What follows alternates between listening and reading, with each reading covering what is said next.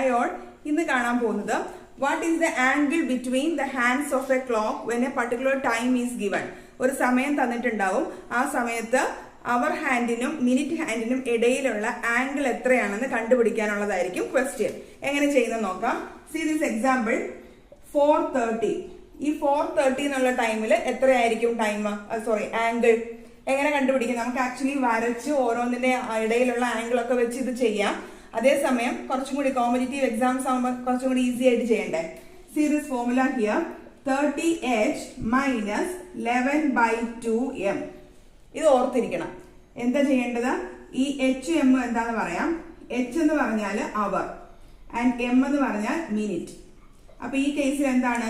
H is equal to 4 and minute is equal to 30. ഇനി എങ്ങനെ ചെയ്യാം? Just substitute the values.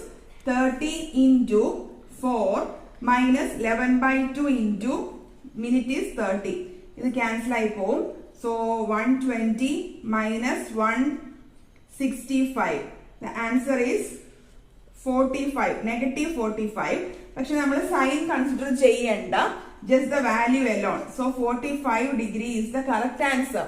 In case ഒരു കാര്യം ഓർക്കാനുള്ളത്, 45 എന്നുള്ള ഡിഗ്രി നമുക്ക് ഓപ്ഷൻസിൽ ഇല്ലാന്ന് കരുതുക.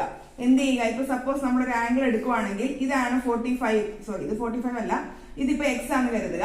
അപ്പൊ ഇതിന്റെ പുറകിലുള്ള ഒരു ആംഗിൾ ഉണ്ടല്ലോ, റിഫ്ലക്സ് ആംഗിൾ, അതും ഒരു angle between the two hands ആണല്ലോ. അപ്പൊ അതെങ്ങനെ കണ്ടുപിടിക്കാം? 360 മൈനസ് 45 ഇതായിരിക്കും ആംഗിൾ ആയിട്ട് വരുന്നത്. അപ്പൊ either 45 അല്ലെങ്കിൽ അതിന്റെ റിഫ്ലക്സ് ആംഗിൾ ഏതെങ്കിലും ഒരെണ്ണം ഓപ്ഷൻസിൽ തീർച്ചയായിട്ടും ഉണ്ടാവും. So you can make use of this formula 30h minus 11/2m. മറന്നു പോകരുത്. അപ്പൊ ഇതുപോലെ പല പല വാല്യൂസ് ടൈമിന് കൊടുത്തിട്ട് നിങ്ങൾക്ക് ഇത് കണ്ടുപിടിക്കാവുന്നതേ ഉള്ളൂ. നെഗറ്റീവ് വന്നാലും നോ പ്രോബ്ലം.